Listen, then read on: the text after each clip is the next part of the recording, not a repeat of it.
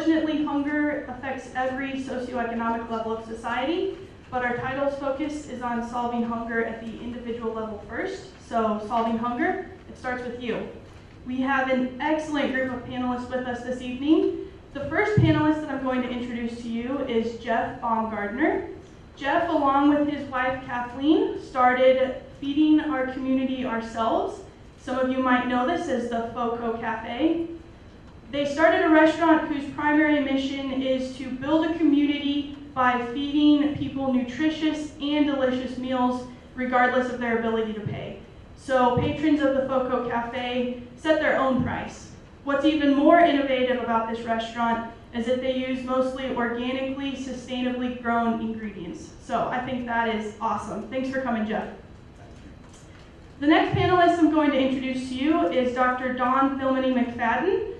Dr. Thilmany McFadden is a professor in the Department of Agriculture and Resource Economics, and she also serves as a food systems co-lead through CSU Extension. She has conducted numerous research and outreach projects on local, organic, and entrepreneurial food systems. Currently, her primary focus is on local food systems and more of the specific sector-level implications that they entail.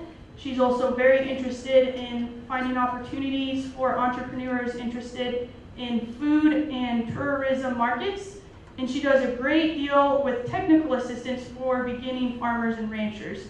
We're really excited to have her here with us this evening. Our third panelist is Dr. Leslie Cunningham-Sabot. She is an associate professor in the Department of Food Science and Human Nutrition, and she is an expert when it comes to nutrition education. She's especially interested in solving hunger at the school-based level, and she's conducted many community-based approaches to educate both adults and children on proper food and cooking preparation to enhance their behavior and attitudes surrounding food and quality nutrition as a whole. So, obviously, all three of these panelists are extremely busy people, and we're just really excited that they can be here. On behalf of HungerU, thank you very much for your time.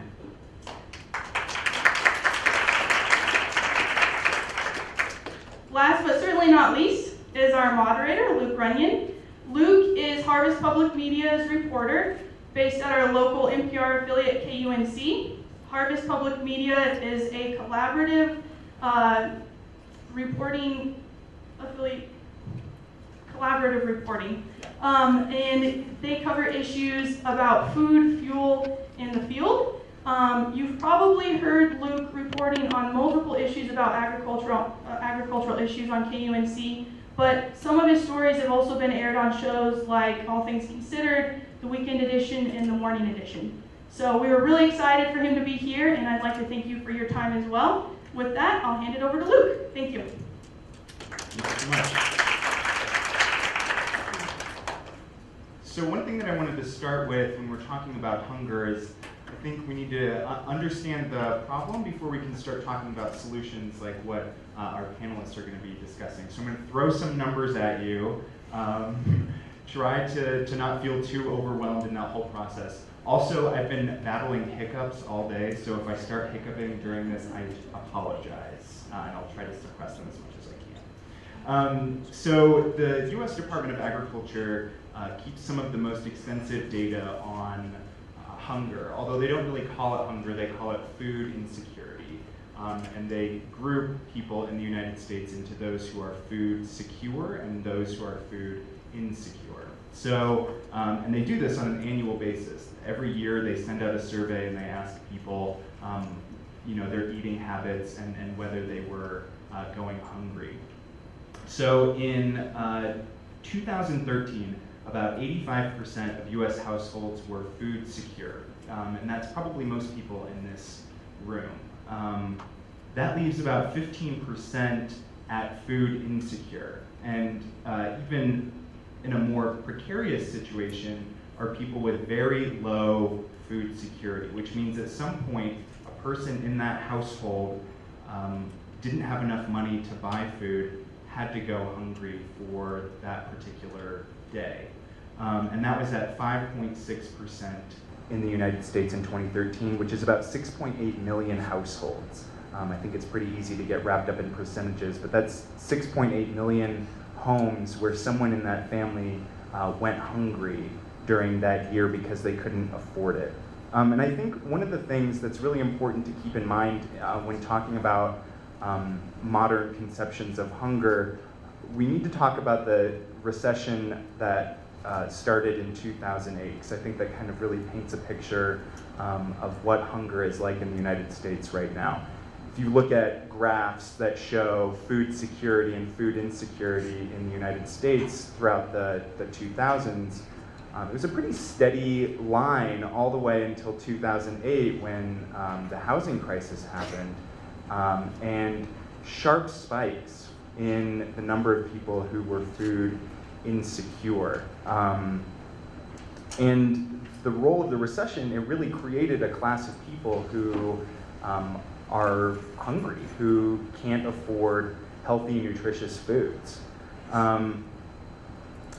And when you dial down, that's the national picture, when you dial down to the figures in Colorado, it really mirrors the national trends. Colorado has about the same amount of people who are food secure and the same amount of people who are experiencing very low food security. So that is kind of the overview. That's the doom and gloom portion of the evening, but we don't want to dwell too much on the problem. I'm going to turn to our panelists here and allow them to get us started. Tell a little bit about yourself, how you got involved in discussing hunger, working towards solutions to hunger, and how you're attempting to solve it. Leslie, do you want to start?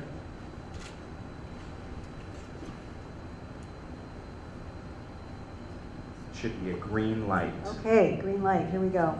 So just very briefly, I've been a nutrition educator for more years than I want to recount, and I really work through schools, through experiences, positive experiences with healthy food. I really think that makes a difference. We know that lots of children like adults are not consuming recommended amounts of fruits and vegetables, especially consuming too many sugar-sweetened beverages and processed foods. And so how I teach nutrition education is really through a positive experience with healthy foods. Thank you. My wife, Kathleen, and I had a desire to have a positive impact in Fort Collins. And there are so many great nonprofits already doing so many wonderful things. We had to think about, what does Fort Collins need? Where's the gap? And we thought, well, there's not a nonprofit restaurant where everybody is welcome. So we went to the same cafe in Denver, which has been open for 8 years as a nonprofit cafe. And for any cafe to be open 8 years is amazing, but especially one that takes only donations. And the first time we visited, we just sat for 3 hours and kind of soaked up the vibe and looked around. And the most amazing thing is we could not tell who had made a donation and who was paying for their meal with time and talent. Just like when I look around this room, I'm going to guess that 25% of you are either currently food insecure or have been in your lifetime. And I applaud you for being here and for being part of the solution, even though that may be a struggle that you have.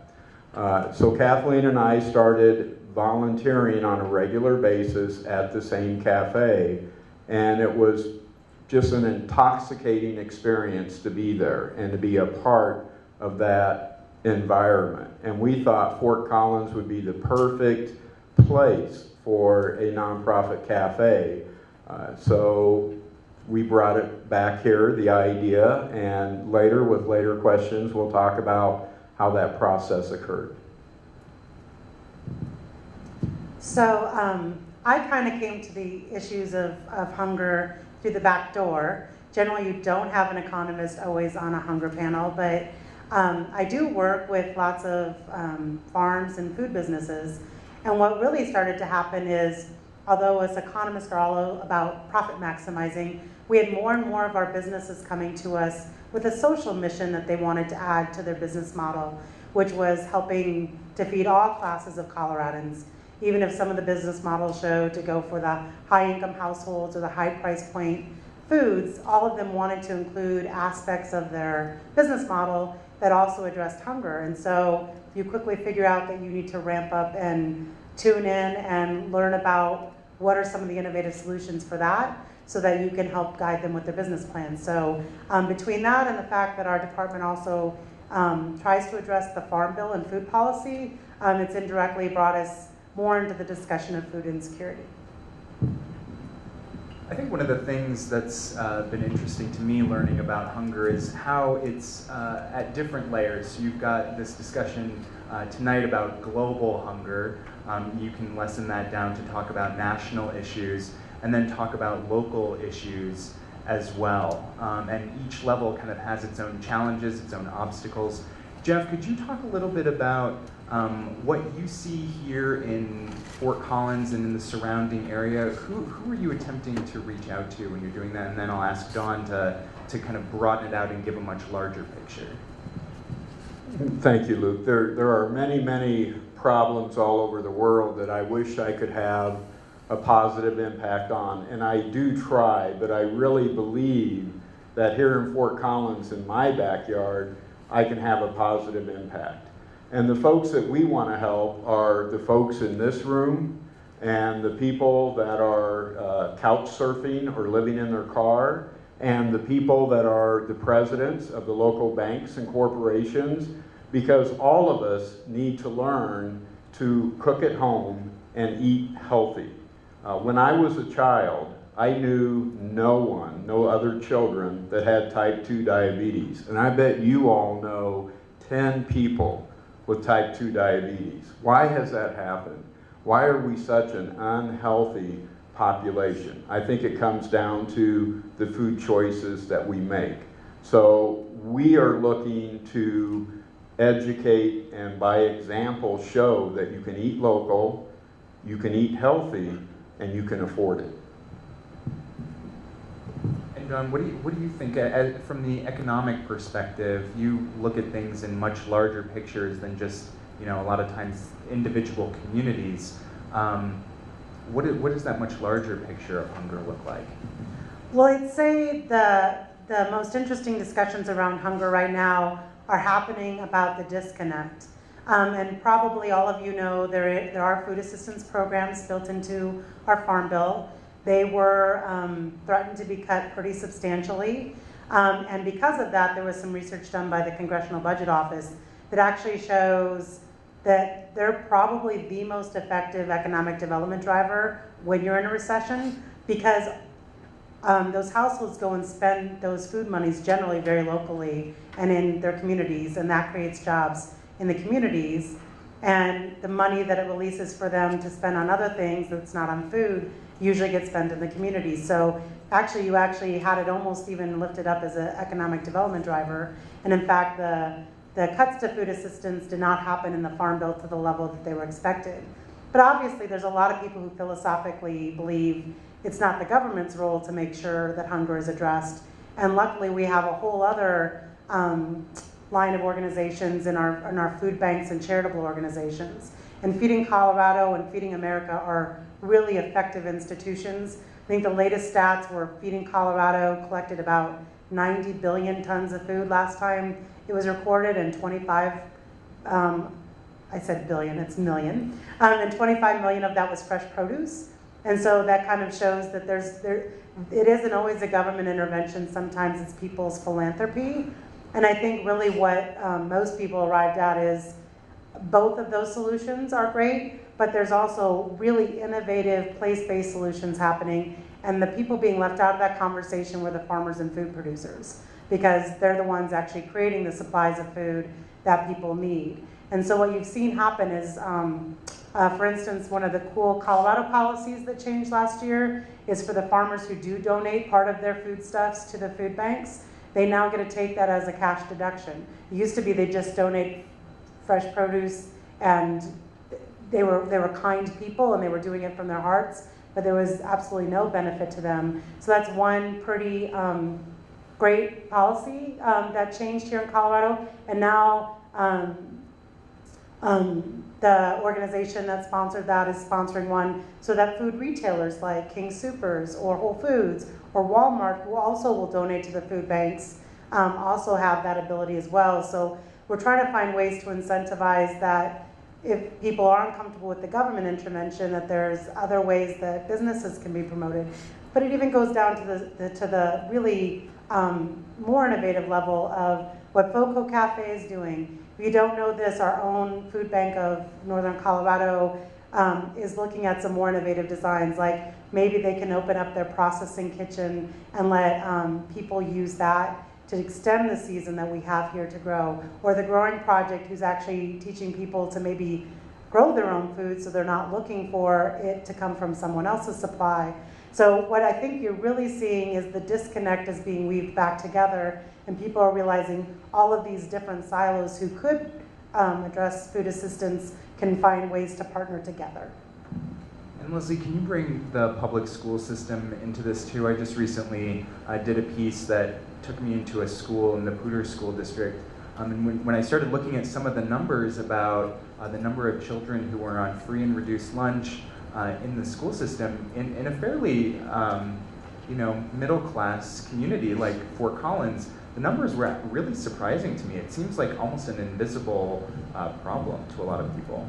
Well, you mentioned the recent recession, and in both the Poudre School District, which is in Fort Collins, and the Thompson School District, which is in the Loveland area, both have seen some pretty rapid increases in the number of children that qualify for either free meals or reduced price meals, again, through the Farm Bill and supported, through our tax dollars. But it's a real issue. And schools, I want to say, schools have been very involved in addressing childhood hunger for a long time, whether it was officially a part of a national program or whether it was just out of the kindness of their hearts. And so, for example, I think there's a number now of schools in both Loveland and Fort Collins that are have a universal breakfast or a universal lunch program. So when over 60% of the children qualify for free or reduced price meals, then they just say, we're going to make the meals available for free for all the children in the school. And they'll do things like have breakfast in the classroom and make the importance of tying good nutrition and a full stomach with academics is really critical and has really been shown over and over again. Breakfast is so important for kids, and lots of studies have demonstrated its value towards academics. So schools have recognized this, have been involved. There's programs also like the backpack program. I think the Lions are involved with that through the school so that children who are homeless, and we do have a growing number of homeless children that are served by our public schools, or low income, are given a backpack full of several meals, 2 days of meals that they take home on the weekend so that they have food available for them over the weekend. Through the food bank, there's the Kids Cafe program that's offered an after-school program and dinner for low-income children. And then there's a summer feeding program that's available, that's growing. I'm so happy to see that it's growing in Fort Collins as well as Loveland.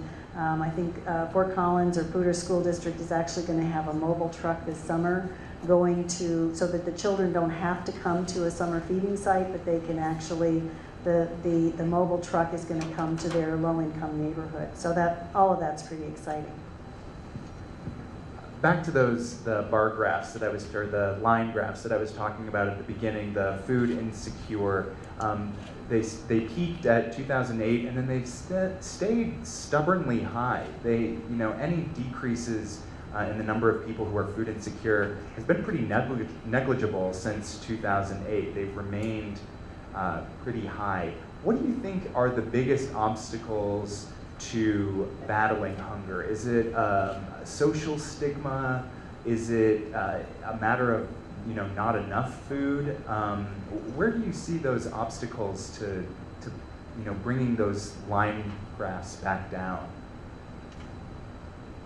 Whoever wants it.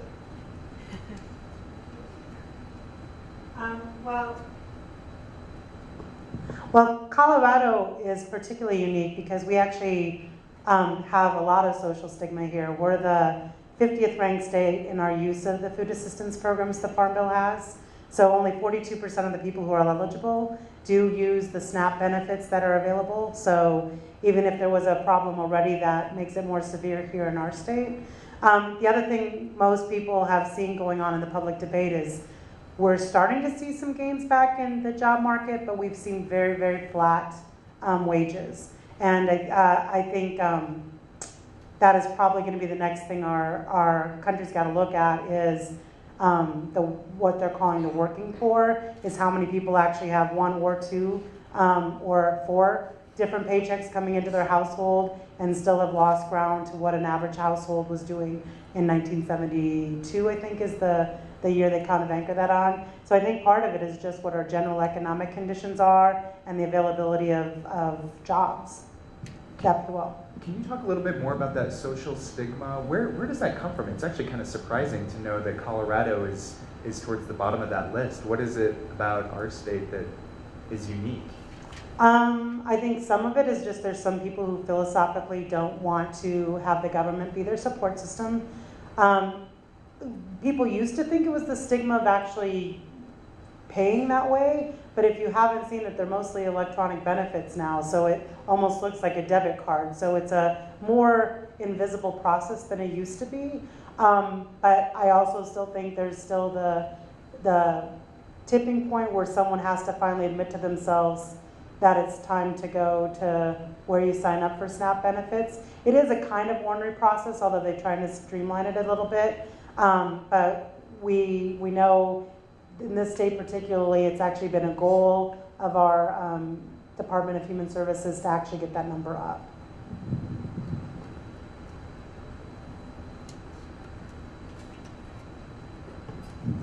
Well, if you know much about me, you know that I'm passionate about cooking, and I really, I think over the last couple of generations, we've really lost the ability and I guess the value in cooking, and I think it's coming back.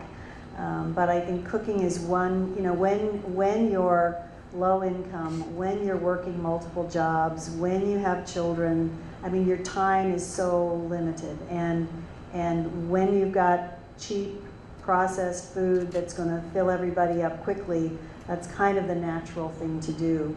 But I think the studies have shown that when people have cooking skills and have the equipment to cook, that they're better nourished. And actually there's an interesting paradox that I don't want to forget to talk about, is that our most food insecure people are often our most overweight people as well. And that might seem like a strange paradox. How does that happen?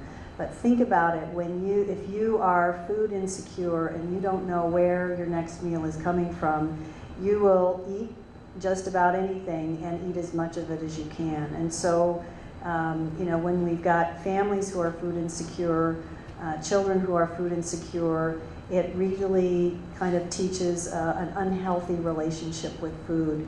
And so cooking is a way that, when families learn to cook together, share that experience together, it can really improve the quality of the food, it can improve the quality of the experience. And this may not be quite related to your question, but just something else I wanted to share is that family meals have been shown to be strongly related to academic achievement with children, health in general with children, and so bringing back the value of family meals and spending time cooking together is a real quality way that families can spend together, and is also a way that people can manage a tight food budget. With that recession, there was actually a dip in people going out to restaurants to eat and more home cooking, and I think it just demonstrates that we can eat better, eat local, support our local farmers, etc., by eating at home together. Thank you. When people are food insecure, I think we need to equate that with being nutritionally, having nutritional deficits. Because when you're trying to stretch a budget, a food budget, you're looking for things that will fill your family up, like Dr. Cunningham said, that you can afford. And so you go after the processed food that's in the center aisle. And the processed foods are being made artificially lower in price by subsidies. So you think that the macaroni and cheese and the frozen pizza and the potato chips that you can afford are going to fill your family up. But what you're doing is you're buying empty carbs, and you're really not providing for the nutritional needs of your family. And if we were to consider nutritional needs, it is probably cheaper to buy local and buy fresh and serve your family fresh salads, fresh soups, than it is to buy the processed food. There are also other opportunities. Many of us can grow a garden. We can grow a box garden. We can grow a garden in our driveway. In our community, we can be part of things like the Growing Project, which works very hard to make fresh local food available year-round. One thing that we have done recently as a nonprofit is applied for a grant. With that grant, we received funding for a hoop house, and that hoop house will go to a local CSA so they can grow fresh year-round. But it's up to us as the consumer to spend our dollars wisely, because we get what we demand as consumers. So one of the things the Foco Cafe hopes to do is demonstrate that you do enjoy salads and you do enjoy healthy made from scratch soups if you get a chance to try them. In addition to our menu, we will make recipes available, and we will try to put a cost per serving on those recipes. So you can find out that the soup that was just delicious was $1 a serving. And you can find out the salad was actually 75 cents a serving. So you fed that person healthy, nutritious food for about $2, and you're supporting your local farm economy. And if we do not support our local farm economy, they will go away. And then you will be living in a food desert like so many, and your choices are limited to potato chips and cookies and things that you really can't live on. So those are some of the challenges. Where do you guys see the opportunities for combating hunger? Is it in science innovation? Is it in more partnerships, Dawn, like what you were talking about earlier? Is it on cutting down on food waste and redirecting some of that, unused food to other places? Where do you all see the biggest opportunities for combating this problem? Well, my two co-panelists have already addressed some of those, but I think food waste is probably the one that's the most new to the radar for people. The guesstimate is that up to 40% of the US food supply goes into the waste stream. Some of that is just, you think of the typical second grader being particular and not wanting to eat their vegetables. But I think it's far more almost been coupled with our food safety system and the fact that we've had to be overly eager about making sure things have not outdone their shelf life.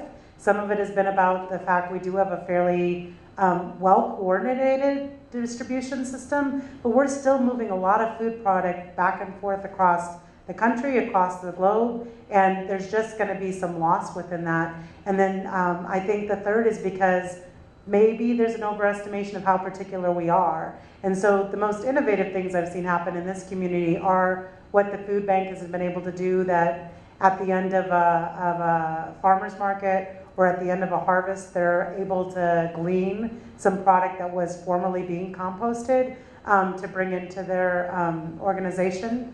And I think there's even restaurants really signing up for that now. That's why it was great to see the tax incentive there, because literally sometimes the decision for a farmer is, I would love to give this to you, but the harvest costs alone are just cost prohibitive.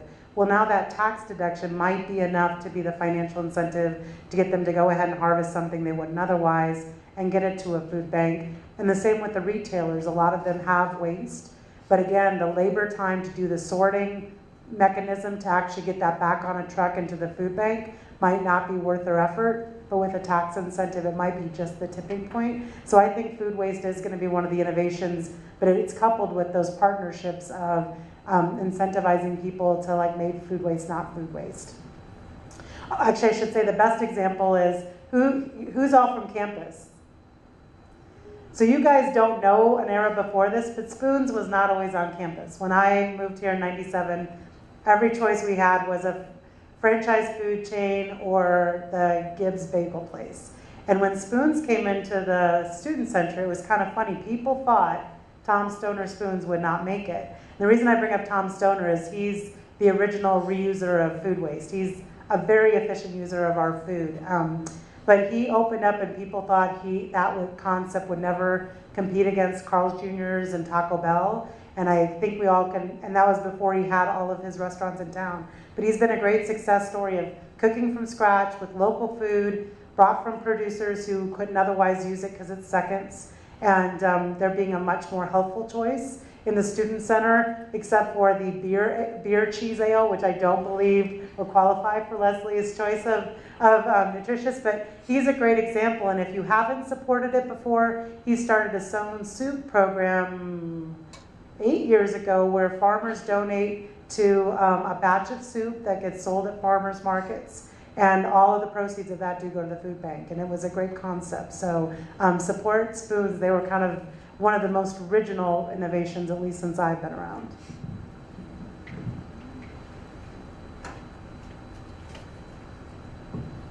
So I know schools, I know elementary schools especially, and recently we were happy to see that the National School Breakfast and Lunch Program increased the requirements for fruits and vegetables served to children, which was great. We want kids to be healthier. But guess what?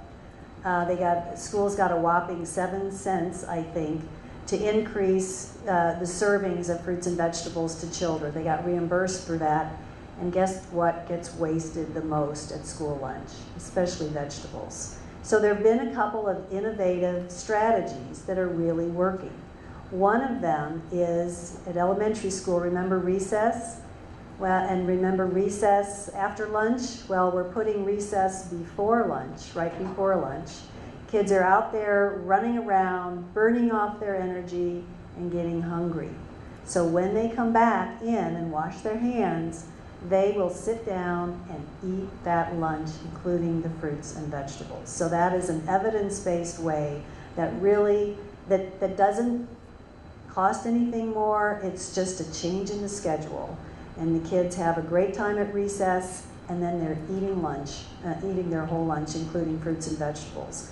Another way is there's a growing number of school gardens. So there's garden education in school. So kids are growing a taco garden or a salsa garden. They're learning how fruits and vegetables grow. There's ownership in growing something. There's ownership in cooking something in the classroom. And when you have that ownership and that pride, you're more invested in that, and kids are more likely to try it. And again, those are evidence-based ways to really reduce waste and improve the quality of the diet of children. And let's see. Oh, and the other is, rather than having maybe 1 or 2 choices of fruits and vegetables, many schools, including many of the Pooter schools, are now going to salad bars where there's 20 choices, and kids get to pick the kind of fruits and kind of vegetables they want to eat. And guess what? If you get to pick what you like, you're more likely to eat it. So you can see waste going down from that standpoint as well. There's a lot of wastefulness in America. In fact, it's so daunting that it's hard to pick where to start. But I think it all comes down to us as individuals and us as consumers and what we choose to buy and what we choose to invest our time and our effort in. One form of waste I see is nutritional waste. When a child goes to school, and not here, in our community, but their options at the school are Pizza Hut or Taco John's and wash it down with a sugary drink.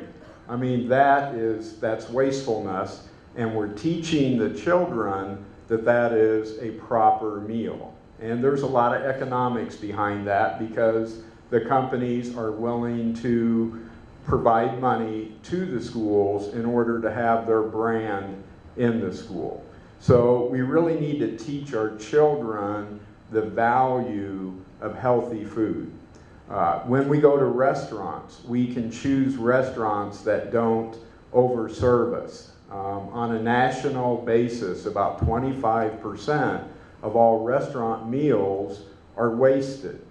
Okay, now some of us take them home, but then how often does it set in the refrigerator and not get eaten, or you just leave it on the table, right?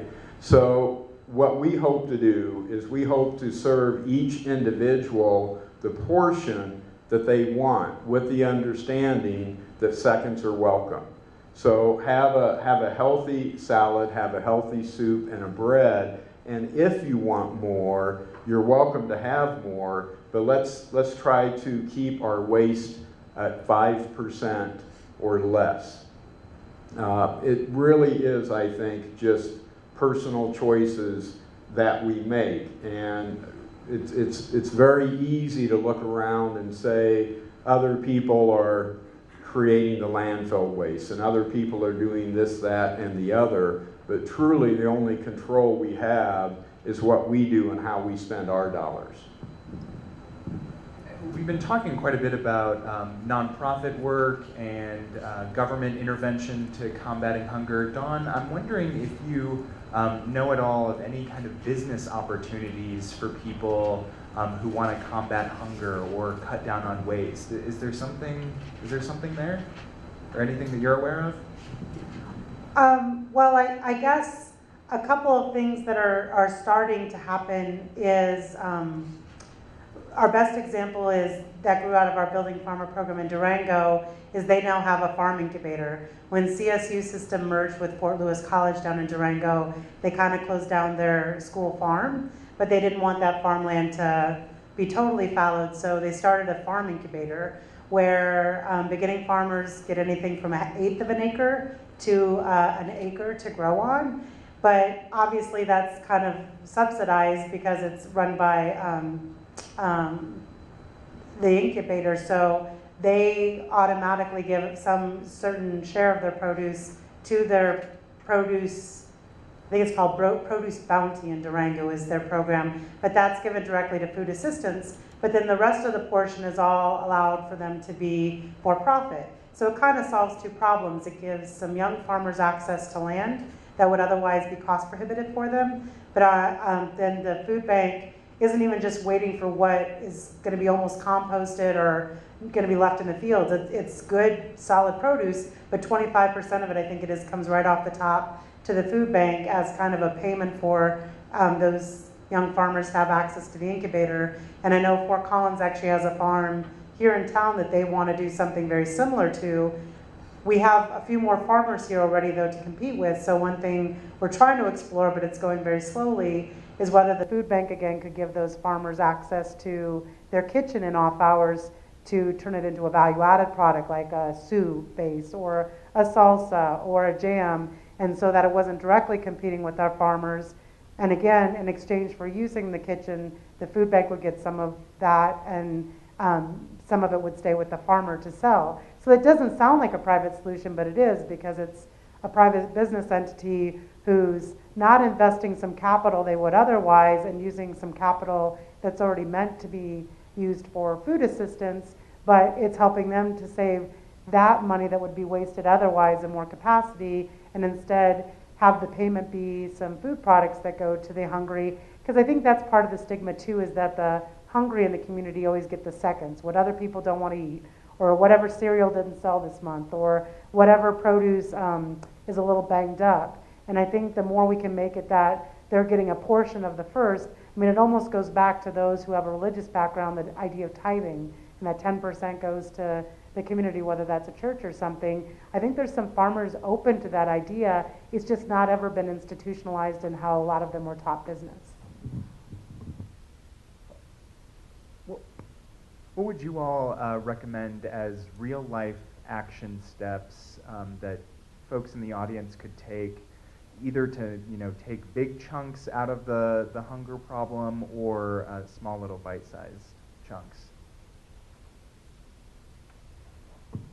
I'll go first if I may. I think we can all volunteer to work at a CSA. We can all volunteer to work at the Growing Project. Even if in our dormitory we cannot raise food, raising food is close, and it's really relatively simple. CSU has its own CSA, and they are looking for students to help work at that CSA to help grow food, and then they donate that food to the food bank and Foco Cafe and other places. It fits into your schedule. It's healthy. It gets you out into the sun. It allows you to recognize what some of the foods are. When it comes to wastefulness, if I think back to my mother and my father, and especially my grandmother, there was no waste. They knew how to do minimal processing, which is as easy as washing it, putting it in a Ziploc bag, and putting it in the freezer. Now, that's not what Grandma did. She would can everything, but that's a little more complicated, and I would not encourage you to do that unless you know how to do it safely. But it's pretty hard to mess up washing something and putting it in a Ziploc bag and putting it in the freezer. It makes great soups and a lot of things you can use for salads. So the trick to not being wasteful is, to think ahead that next step as to what am I going to do with this when it comes out of the garden, and then either planting that garden or helping someone else with the garden. And then once you have other individuals that you can influence, or if you have other individuals you can influence now, take them to the garden with you. Teach your parents, reintroduce your parents to gardening. Introduce your friends to gardening. Introduce your children to gardening. I mean, growing food locally is really, in my mind, a pretty big part of the answer. And thank you, Jeff, for the disclaimer on canning. We don't want to be responsible for anyone's botulism here tonight. So thank you. But I am going to say, when we do have time to open up for questions, that I want my colleagues in Extension to talk about the resources that are available to all of us. So don't you guys leave the room without talking about that. So one big thing that you can do right now, this week, next week, is participate in Cans Around the Oval. How many of you have heard about, seen posters? All right, do it, do it, do it. So collect from friends, family, from grocery stores, collect the best, not the seconds, and donate those to Cans Around the Oval. All of that's going to go to the food bank, and that's now through October 22nd. Another is volunteer with your local school. Volunteer with your local school. Every school district has a wellness committee, and just contact the school, go to talk to the school secretary, introduce yourself, say I'm really interested in wellness, I'm interested in addressing hunger in my neighborhood. How can I be involved in this school? And you'll be surprised at what kind of response you'll get. Volunteer at the food bank. You can volunteer with Kids Cafe.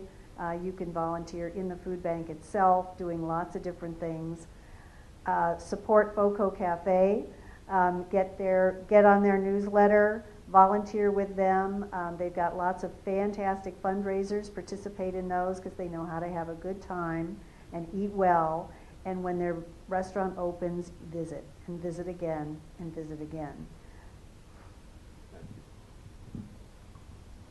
Well, they covered a lot of the good ones. The two programs I haven't heard yet are Planted Forward, where people were encouraged to actually plant a slightly bigger garden than they actually knew they needed for their own household.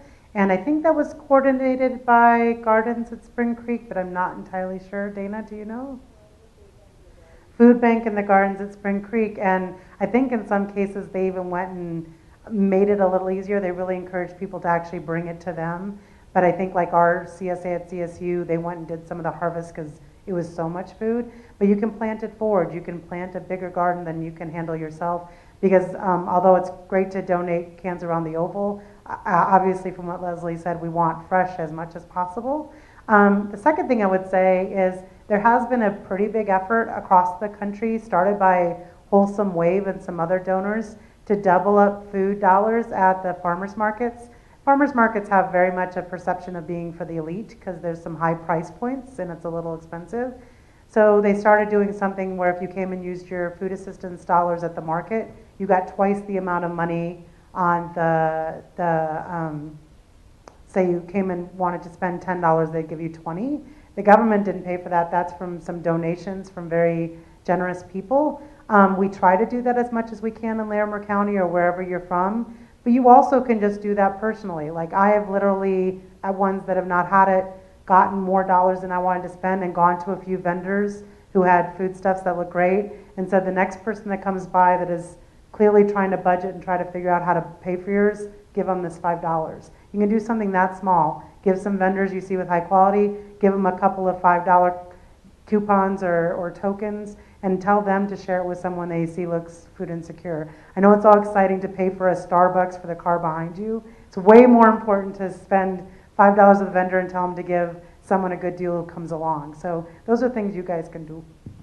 I know we've been talking a lot about the CSA model, but I don't think we've actually defined it in this discussion. Dawn or Jeff, you guys both seem to know what you're talking about. Can you talk a little bit about what CSA stands for and what it is?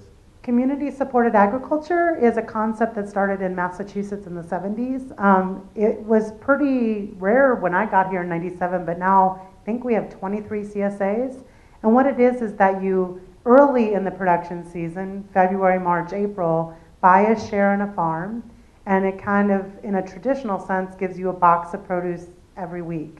So let's say you're one of 200 people who bought a share in the farm, you get 1/200th of their yield possibly every week.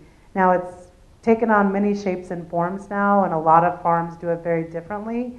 But it's a way to feel like you're giving some cash flow to farmers early in the season when they need it more. And it makes you, and then if they have a hailstorm or if they get flooded out, you share that risk with them. So it's meant to be kind of a cooperative way of participating in your food system. Most of the CSAs in town also do contribute to the food bank. The CSA I belong to, you can round up and chip in an extra $15 or $25, and they give, I think it's 10 shares right now to people who wouldn't be able to afford them otherwise. But like I said, they come in many shapes and forms. There's now a Northern Colorado food cluster, and we'll be having a CSA fair in March, I think, so you can go and visit with all the CSAs and learn about their mission and business model. Is that good enough detail? Yeah, that's good. I want to make sure. May I add one more thing about the CSAs? Sometimes it may appear that it's expensive to become part of a CSA, but it's really not, because most of them offer a working share, which is hard for me to say. But what you can do is you can give a couple hours a week, maybe 5 or 6 hours a week, and you can earn your share. Now let's say you don't need that share, but it would be great to get out and get some sun and get some exercise every week. If you had a small group of friends and you all got together and earned one share and then gave that away to a family in need, that would be making a big difference. And it only takes a few hours of your time. And if you don't know any CSAs, you know, Google the Growing Project. It's very easy to work with them, and they give all their food away. And if you've never harvested green beans in July, you have not yet lived, ever. You've not harvested green beans in July. It's the best thing in the world. Dawn's right. I want to open it up to Q&A from the audience, just because I want to make sure that if anybody has questions that they get answered, and I think we'll have a mic going around maybe for people. And if you would say your name and then ask your question.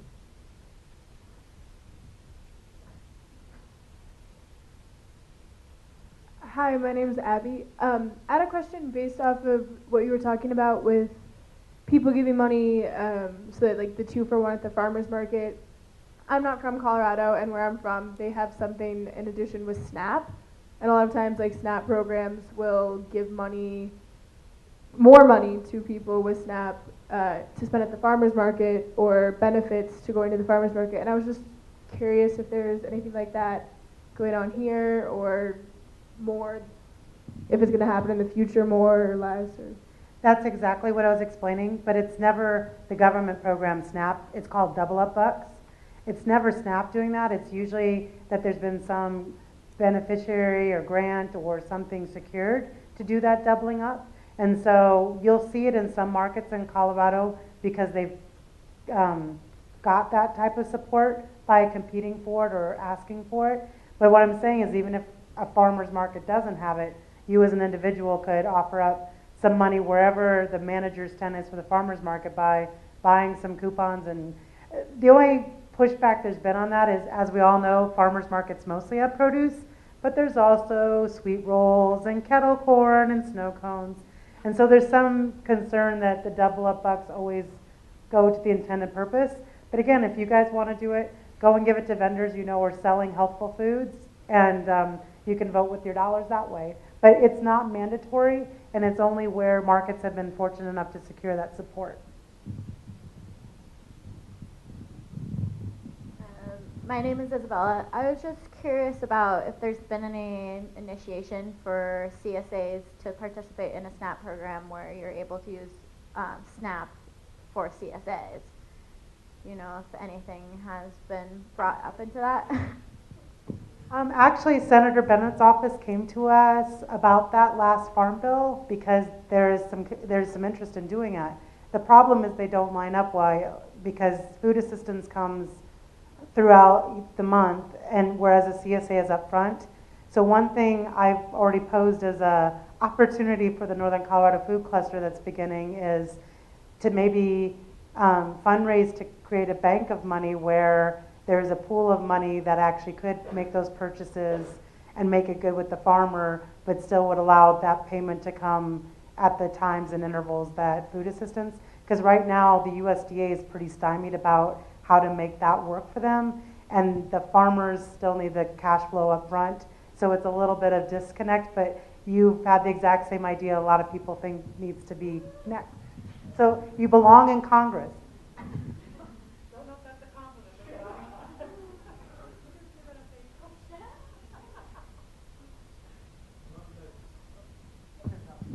One thing I would say is, don't wait for the government to be the answer. Be the answer yourself. And you can take and find a CSA that you like working at, and then find a family through so many avenues that maybe could benefit from a CSA, and take them so that they can grow, or help a family find ways to use their SNAP dollars better, because advertising, prices, all lead people to make choices that seem economically sensible, but nutritionally are not sensible. So anything you can do as a person to help another person is going to go a lot further than a letter that you might write requesting that the government do things. Do it yourself. And I'll just say one of the things, this is a little off topic, but learn how to cook and share your passion for cooking with other people. And so I know what's been happening with the food banks receiving now more and more fresh produce, but families who are coming there are saying, but I don't know what this vegetable is, I don't know if my kids are going to eat it, I don't know how to prepare it. So now what's happening, and a number of our students through the nutrition department, but other places as well, are involved in food demonstrations and food tastings and cooking classes at the food bank and elsewhere. There's a great outdoor kitchen at Gardens on Spring Creek.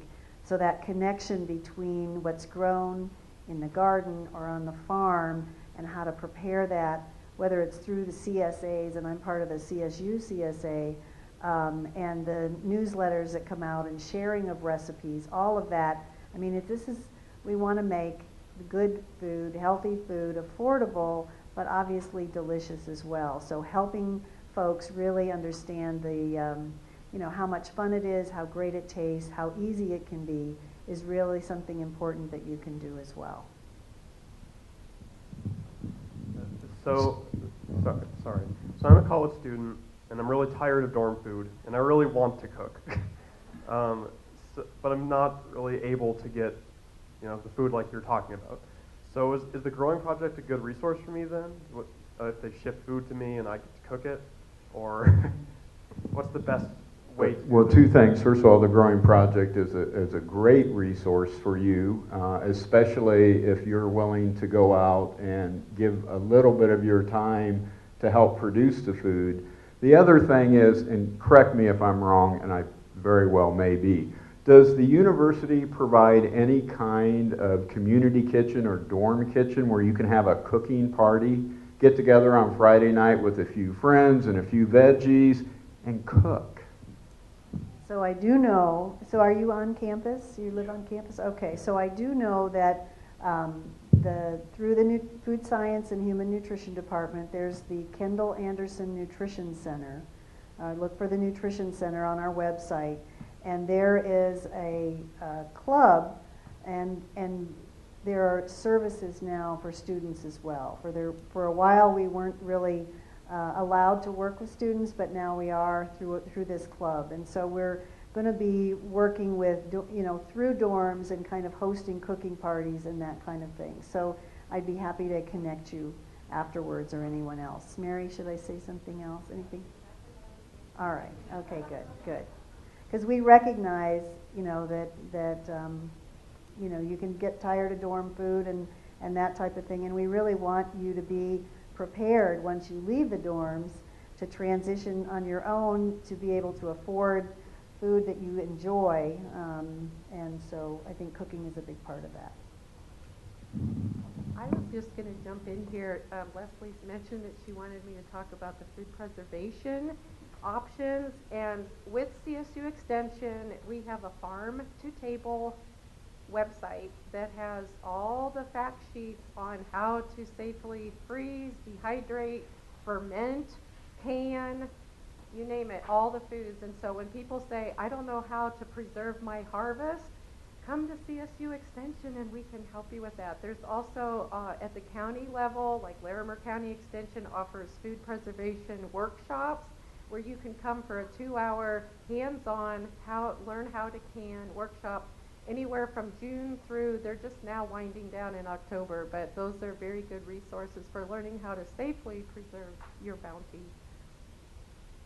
And can I just bring up one other topic? I just visited University of Wyoming for a consumer issues conference last week, and a lot of the topic was about hunger.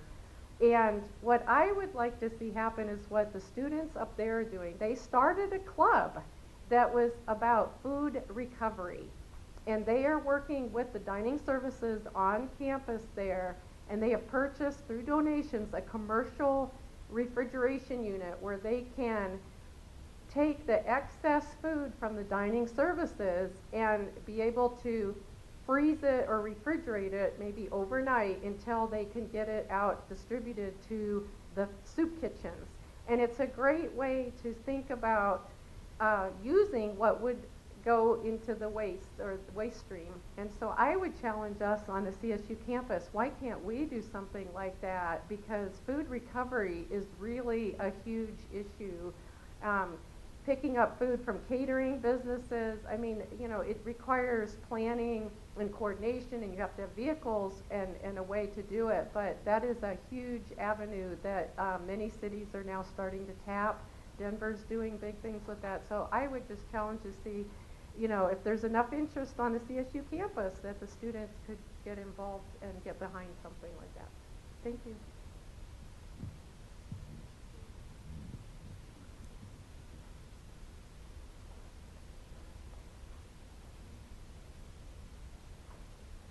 Thankfully, there are no cords for me to trip on up here, so.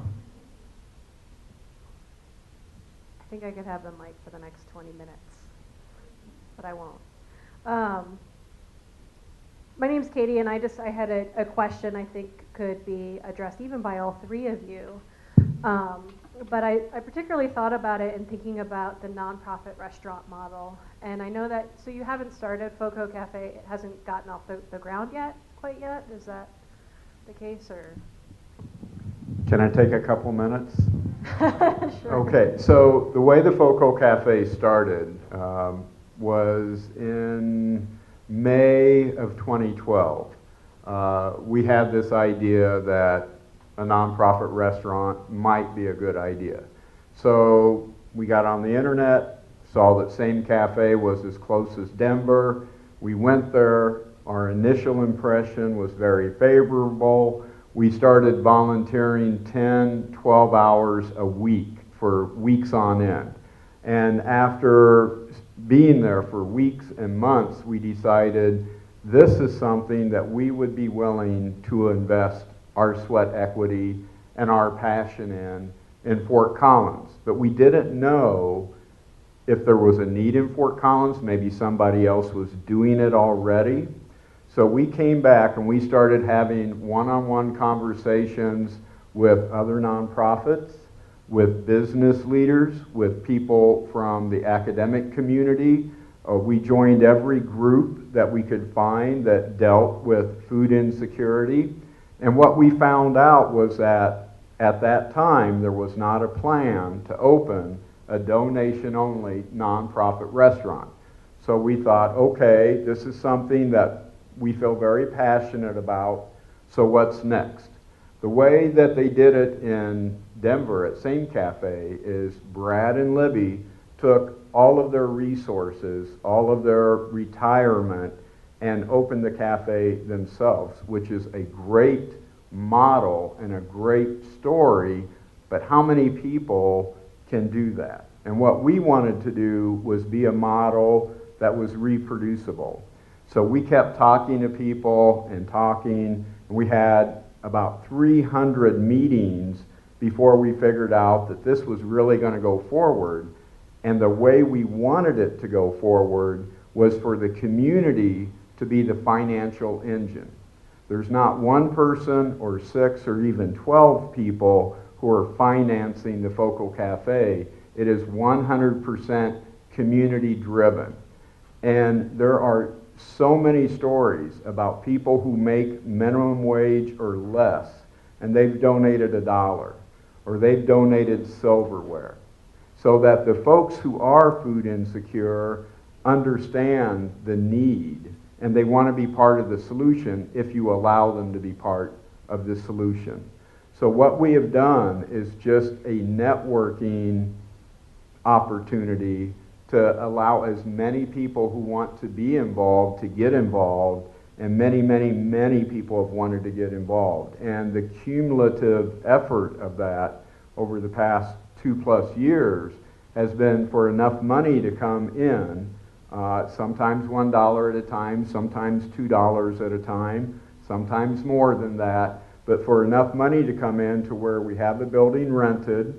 We're doing the renovations now. That's why I look so nice tonight, because I came directly from the building here.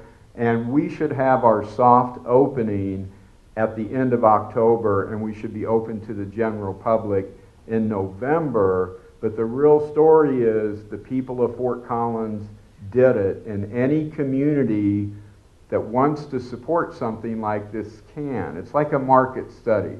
If the community will support it and make it happen and make it open, they will probably continue to support it, and that community is probably a good community for a donation-only cafe. Sometimes people ask me, aren't you worried about people taking advantage of the system? And I'm not, because you can't cheat the Foco Cafe. You can only cheat yourself. The model is set up to pay what you normally pay. If you were going to go out for lunch anyway, and you were going to pay $6 or $10 for lunch anyway, please pay $6 or $10. If you're able to pay it forward, that's great. But if an honest donation for you is $2 or $3 or $4 for a meal, that's for you to determine. And only by making an honest donation for you, given your circumstances, do you get to eat with dignity. And no one's going to look at your donation. It's anonymous. And so you get to eat with dignity because you gave a dignified donation. And if you don't have any money, just give your time. Let's say you're a homeless veteran, you're used to serving, things are not going so well, you're not working. You can donate 20 hours a week if you want at the cafe or maybe at a CSA, and you have earned 20 meals. Okay, you get 1 meal for every hour you donate. Now you can feed yourself, your family, your friends. A whole group of people can eat every day at least one healthy meal, and you're working and you're learning some skills that are marketable. We hope that this is something that people in other communities will emulate, just like we're trying to emulate the same cafe. So Focal Cafe should be open at the end of the month, and it's because many, many people have done what makes sense for them. And sometimes it makes sense not to ask for things, because people will give you things that never in your wildest dreams would you have asked for. One gentleman said, I want to run from Silverthorne to Fort Collins. I want to run 148 miles across the Rocky Mountains to raise awareness and raise money. And he almost made it. He got altitude sickness. He had to drop out, the last 20 miles. But I would not have thought to have asked for that.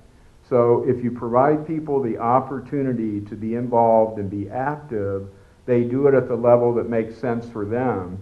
And the people that I want to serve the most are what I would call the working poor, the people that can't afford to go out for a meal, and they're being segregated. They don't have that quality cafe experience. And I want them to sit at the cafe and have a dignified meal. Maybe somebody who's couch surfing is sitting there with them. Maybe the mayor is sitting there with them. And the person who's couch surfing gets to know the mayor as a person, and maybe their view of local government gets a little better. And the mayor maybe gets to know the person who is couch surfing as a person, and maybe just because you're couch surfing, that's, not a negative mark on you as a person. So the idea is just to have a situation where everyone can eat together with dignity, get to know each other as people, and hopefully reduce one conversation at a time some of those negative stereotypes that we're all prone to. Oh, okay. So you all know Mason Street. And if you go north on Mason Street to the bus station, and then you look just to the west, there's that statue, right? That's right outside the parking lot. Does everybody know the statue, right? And you all know the bus station. So if you go to the north side of the bus station, that's Maple Street. So cross Mason, head toward the mountains, head west, and on Maple between Mason and Howes is Foco Cafe. And there's a lot of ways to support Foco Cafe, certainly by coming in and eating, by volunteering, by coming to our events. We try to make our events accessible to everyone who wants to be a part of it. One of our upcoming events, one of our big events of the year, is Colorado Gives Day. And the minimum donation for Colorado Gives Day is $10. So you can make a $10 donation, if that's a donation that you want to make, and that's an honest donation from you. Come to our party that we have at Odell Brewing. If you're 21, you can have a couple of beers, you can have a meal. It costs you $10, and you get a meal and 2 beers, and you get to be part of the solution. And we do not want to have programs and fundraising efforts that exclude the people that want to be part of the solution just because maybe they can't afford to participate. Thank you for that overview. When I first saw what Foco Cafe does, what initially came to mind for me was some of the trendiness associated with kind of a pay what you want model because of what Panera Bread did. Panera Bread did something similar in select locations in which they didn't put prices on their menu and they let people pay what they want. I don't know, I'm not sure, I didn't read into it as much to see if they had kind of the same social cause behind doing that, or if they just wanted to test it out to see if it would work. And then I also think about cooking, and I think about farmers markets in this same light, and it's that a lot of times those systems, the first impact that they have, because they've become trendy, I think I'm one who watches the cooking channel and all the food shows that are now on lots of different channels, and even cooking has become kind of this trendy elitist thing. Farmers markets, as you noted, can be associated with being a trendy elitist thing. And I also thought about what could happen with nonprofit cafes. I thought that perhaps all of those places, or even the activity of cooking, is associated with a different population than what those who feel food insecure feel. They see, well, I need to go to places where my people are. I need to go to the food bank. I need to go to the mission. I need to go to these places where my people go or have been set up specifically for me. Or I need to do what my people do. And that's, buy cheap processed food, eat as much as possible when they have the opportunity to. So I wondered if the three of you could address maybe that. Is that a concern? Is that something that you saw in Denver with that? Do you see these populations who are food insecure? Do you see them actually maybe having some hesitation in going to farmers markets or in cooking with fresh ingredients because that's not their social norm? That's not what their people do. That's not where their people go.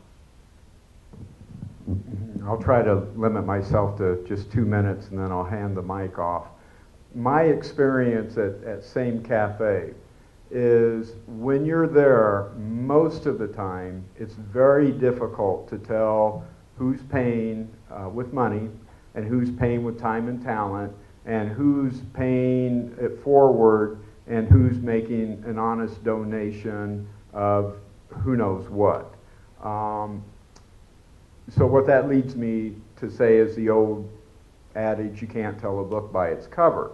But every once in a while, you will see a gentleman or a lady who's in there, and they obviously have problems that are associated with homelessness. They either have mental health issues or they have addiction issues. But while they're at the Same Cafe, they are functioning at their highest level for that half hour or that 45 minutes. And irregardless of the problems these folks may struggle with in their day-to-day life, how wonderful for them to have a place where they can go and be the same as everybody else for half an hour or 45 minutes, where they can be their personal best because they want to for half an hour or 45 minutes. When Brad and Libby started Same Cafe, they said if we serve one meal, we're successful. In the 8 years they've been open, they've served over 100,000 meals. You mentioned Panera Cares. One night, the president of Panera Bread, there was no Panera Cares at that time, was watching the news, and there was a story about Same Cafe on the news. And here's this gentleman that runs a multi-million-dollar corporation, and he says, I would like to do something like that. So he threw the weight of Panera Bread behind this idea, and they came up with something that I like to use. I've had the chance to visit with the Panera Cares people. They call their cafes cafes of shared responsibility.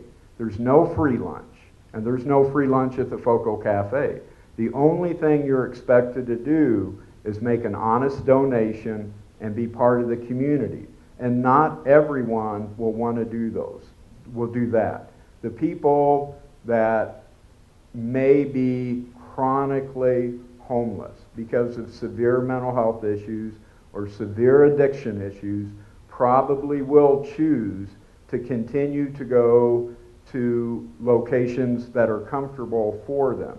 But the person who is out of work, the person who is couch surfing, the person who is trying to network and make their life better and get a healthy meal so that maybe they can work and be a little more productive.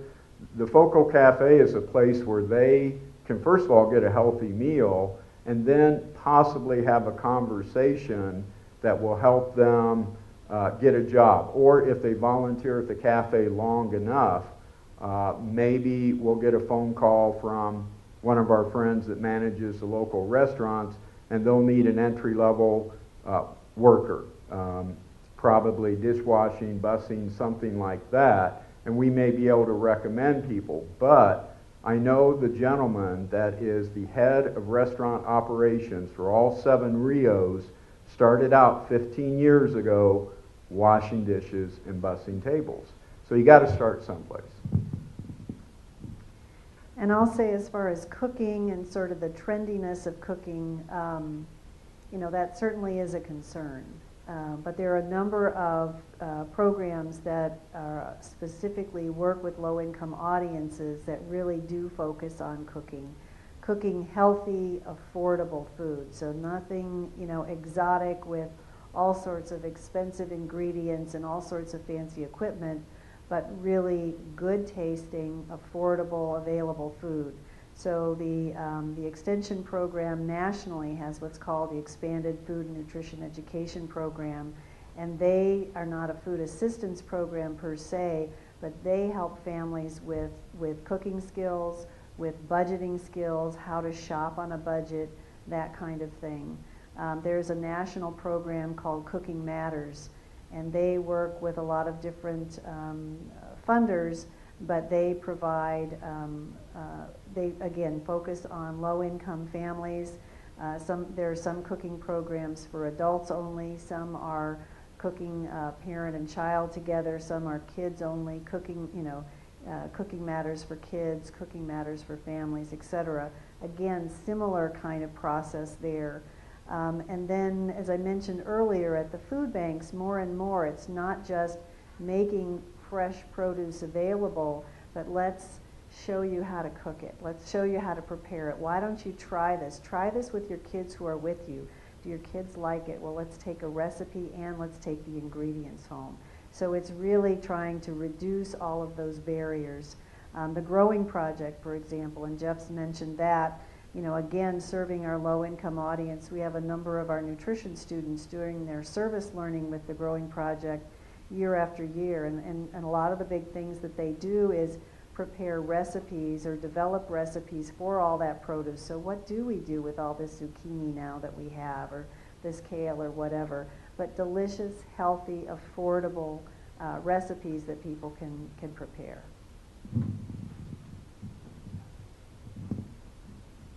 Well, and Dana, do you want to raise your hand? We keep talking about Dana's project, and we're looking right at her. It's funny, but Dana's here if you have questions about their Growing Project afterwards. The 2 groups I would bring up that go along with the theme you brought up, Katie, are I do believe we don't maybe have some of what people characterize as inner city hunger people think of people truly using soup kitchens as their sole source of food. I do think one of our challenges in this community is the cultural appropriateness of the donations. The Hispanic community is a pretty significant user of the food bank, but again, you know, I'm even thinking of churches around town when they make their Thanksgiving boxes. They put together a Thanksgiving box that's a meal they would make at Thanksgiving. And so I think a lot of it is also what is donated is actually what, and a lot of the Hispanic community does still cook from scratch, what they would actually use as ingredients. So that's one thing you think about when you put your donations together too, is who's actually using the food bank. Maybe talk to the food bank about that and make it culturally appropriate. The second is the working poor again. I think there's a lot of people who actually do have a food budget. They can make ends meet, but they're making compromised choices about the nutritional content of the food because of what is cheap. And so I guess, you know, that what most of us believe to be true is that fresh produce is one of the conduits to have that, but that requires time. And I would say there's some people where the time budget is more stretched than the dollar budget. And so I would love to see this community to keep taking on the challenge of the ways we turn some of these raw commodities that we're producing, whether they're beans from the San Luis Valley or onions from Wells County or fresh produce from here in the county, and turn it into something that maybe is closer to processed in a way that they are ready to use. Or if an entrepreneur's out there, it's really cute that there's all these places that you go drink wine and paint pictures. Someone needs to start a business where you drink wine and can 50 jars of something produce in a night with your friends instead. Because how many of those silly pictures can you have on your wall? But everybody needs to eat every day, 3 times a day.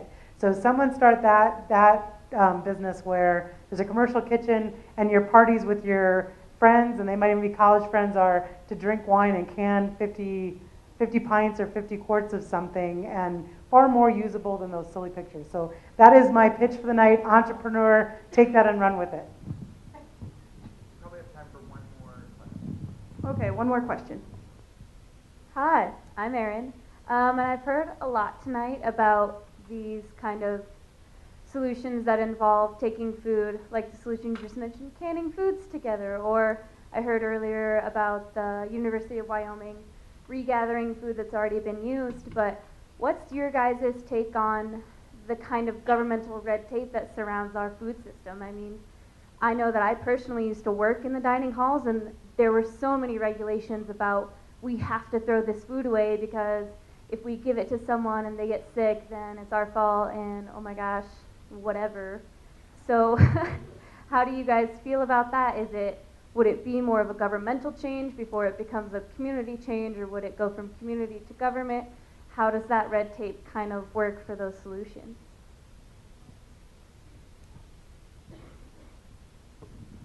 Someone correct me if I'm wrong, but I think food recovery and food banks have more flexibility than a commercial enterprise business. Plus, they go through so much food a day, nothing lasts long enough to perish, which is, shelf life is usually one of the problems. So there is not, I mean, the food bank has a commercial kitchen for if they want to do processing, but I don't think they face the red tape a commercial business does. But someone correct me if I'm wrong, because we've gotten calls from producers on that about their donations to the food bank, and from what we found, they are protected. There is talk about making more diligent legislation that actually protects farms that want to donate more, because I think that's the pathway to getting rid of the food waste. And so I think that right now it's kind of like you're pretty safe, but no one's really tested the system. So people are wondering if we have to flip it and make it that you're documented safe to be concerned about that. But it's a really good point, because there is a lot of regulation around food in the country. I would just say from a school perspective, when you have a salad bar and kids get to pick the amount of the food they want, in fact, they've had to limit, no, you cannot have 20 strawberries on your tray. When you get to pick the amount and you can see it, you're more likely to eat it. And I think there can be encouragement there. And also, more and more schools are really going with composting. And, so they're able to compost all their waste and put that into their school gardens, so it's kind of a closed loop system. So that's a positive example. There is a lot of regulation. If you go and buy the freshest, best loaf of bread you can get, and organic peanut butter and organic jelly, and you make 20 sandwiches, and you go downtown or along the river and you hand those out to people that you believe could really benefit from those sandwiches, the health department would tell you you're breaking the law. Some communities have passed laws against feeding the homeless, but our government works for us, especially this time of year, right? Most politicians will do most anything to get elected, so make sure they know what your wishes are and figure out what the laws are and how to achieve your goals without breaking the laws. There's, you know, you have to be creative, you have to think outside the box, but it's definitely doable. I just want to say thank you to our panelists. Give them a round of applause. That was great. Also, a big thank you to HungerU, the CSU Department of Journalism and Technical Communication, the College of Agricultural Sciences, and the Student Sustainability Center. I think from the beginning of this, I said I didn't want it to be this doom and gloom conversation, which conversations about hunger can turn into doom and gloom conversations. And I don't think this one did. It sounded like there were a lot of real world examples of people trying to solve this really big problem. So thank you again to the panelists, and thank you all for coming out. That was great.